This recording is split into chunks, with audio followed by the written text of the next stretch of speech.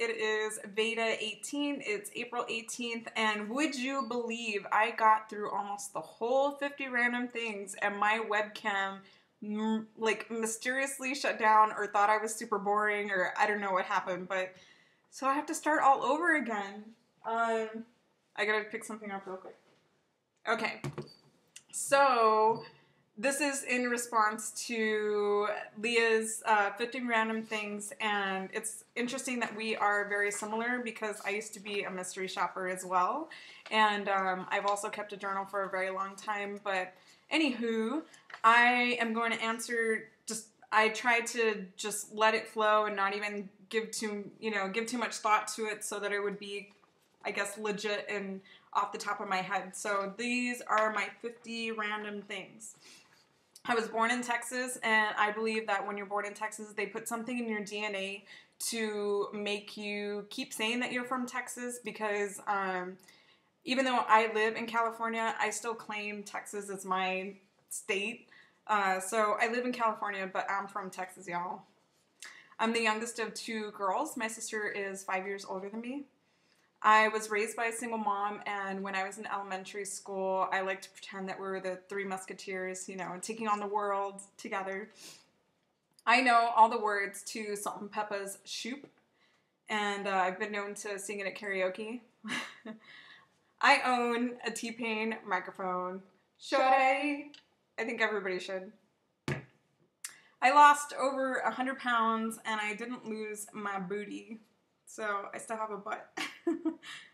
I always said growing up, I was one of those people that always said growing up I didn't want to have kids. Obviously that's changed. I've been overweight since 3rd grade up until June 18th of 2012.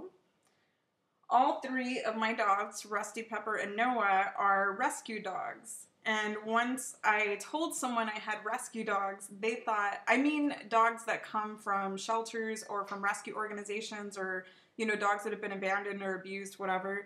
They thought I meant like those St. Bernard dogs that have the barrels underneath that like go into the wilderness and rescue people. They thought I meant rescue dogs, like dogs that rescue people. So that was kind of funny. I used to work as a telemarketer in high school. I used to be a teller supervisor at a bank, so you can trust me with your money. I used to be a full-time reporter at a local newspaper, which I've mentioned, and I still write for the women's magazine here. I have volumes of written journals, very much like Leah, and in those journals, I swore I would never go digital. I said that there's just nothing like the scratching of a pen on a page. Things change, apparently. I took 10 years to finish my bachelor's degree.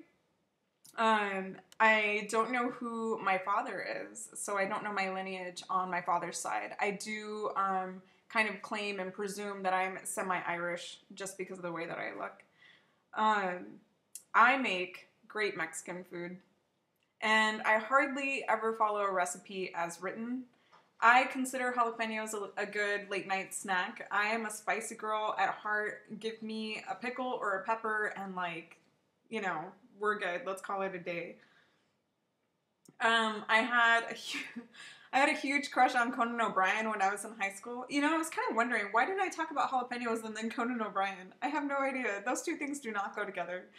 I had a huge crush on Conan O'Brien when I was in high school, and I had this obsession with really tall, I don't know, lanky white guys. I think it was just, I wanted somebody who could make me laugh, and who was kind of like an oddball. I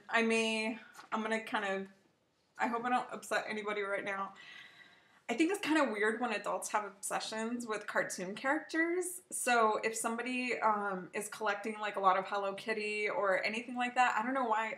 I think I don't get it. I don't really understand it. So I think it's kind of weird when people have obsession with cartoon characters.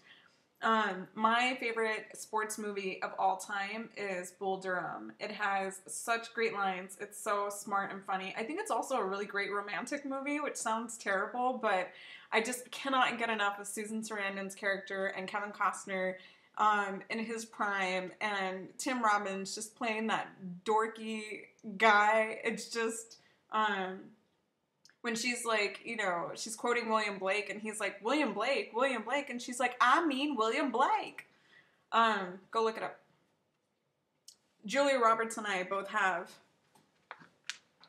a forehead vein that is crazy. When James was little, when my son was a baby, I made up several lullabies for him, and one of them was called Snugglebug, and I hope to make it into a children's book someday. I would love, love, love to do that. I secretly, not surprisingly, want to own my own bookstore / coffee shop. Let's make it happen. My grad school nickname is White Trash Literati because even though it's supposed to be fancy schmancy to have your degree, I still kind of consider myself a down-home girl. So my mom made me a nameplate to prove it. So this sits on my desk. So I am White Trash Literati. So I still remember my roots. Let's just put it that way. No amount of degrees can kind of pull me away from that. I was the first one in my family to graduate high school and the first college graduate in my immediate family.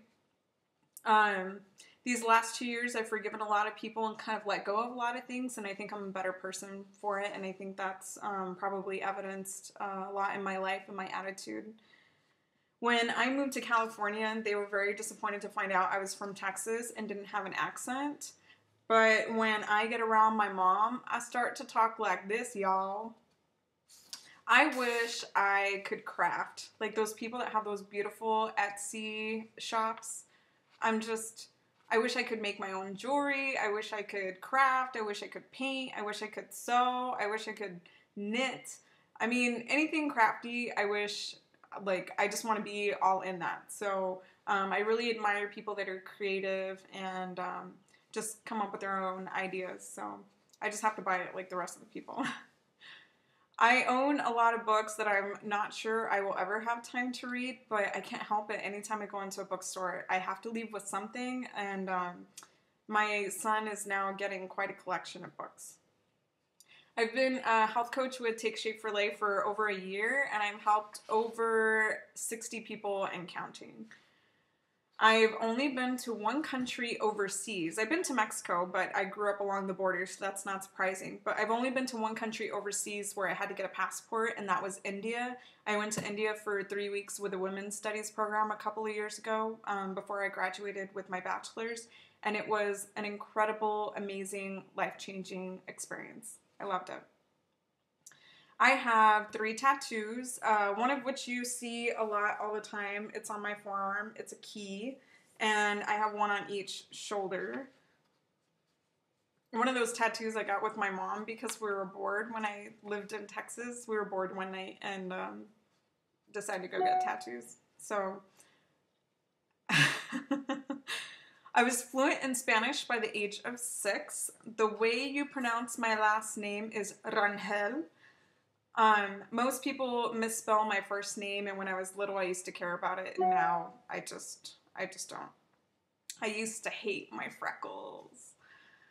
I was born on Valentine's Day, and I married a man who realized that Valentine's Day and my birthday are 2 separate occasions that just so happen to fall on the same day.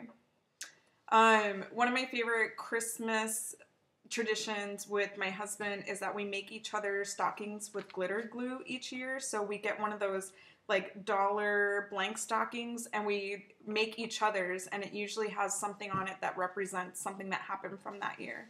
So I love that. So every year we hang all of our previous years. When I stayed at home for 6 months with my son, I had a newfound respect for stay-at-home moms, and I started realizing how much I stereotyped people. I used to stereotype people a lot. My identity has been tangled up in my weight and body issues for most of my life, and I'm finally getting to the point where I don't feel like that's true anymore. Despite some personal issues I'm having, I can't remember being happier or more at peace with my life than I am right now. I've had a lot of loved ones who've been in the hospital, sometimes for an extended period of time. So I am great at hospital room humor and like hospital cheering people up. I don't know why. I just have a talent for it because I've been through it so much. But if you know somebody in the hospital that could use a laugh, I'm your person.